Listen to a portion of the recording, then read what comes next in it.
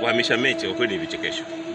Kwa mechi leo tarehe 15, mechi tarehe 25, kwa hali ya uwanja ulivyo hivi, unasemaje kwamba uwanja haufai kuchezewa mechi? Hivi ulivyo tu hapa, kwa hivi ulivyo tu mechi inachezwa. Nishaona Afrika viwanja vibovu vya hovyo kuliko hivi na mechi zinachezwa. Kwa hiyo huo ndio kufanyika ni uhuni tu. Sawa, hichi ni kitu ambacho kipo. Taarifa imekuja TFF kwamba wanataka mapendekezo. Mechi iende Zanzibar.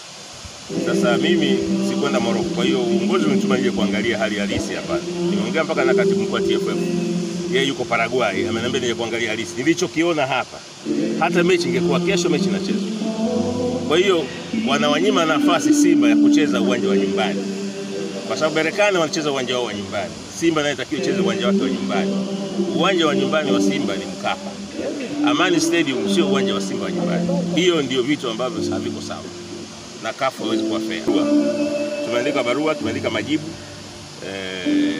kwa TFF kwa sababu ile barua ya TFF sisi tupata kopi. Kwa hiyo ofisi ya CEO imeshaandika barua ya kuonyesha kwamba si sawa kuhamisha mechi kutoka hapa Dar es Salaam kupeleka Zanzibar. Kwa sababu tayari kwanza tunazungumza mpaka asubuhi leo watu zaidi ya 10,000 wameshakata tiketi.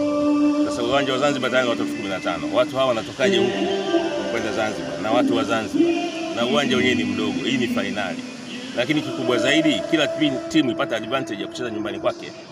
Berkane najua rais wa Berkane ndio makamu wa kwanza wa rais wa CAF. Asitumie nafasi yake influence maamuzi CAF kwa kupata advantage. Hiyo sio fair. Football ni fair game na takiwa ibaki fair game.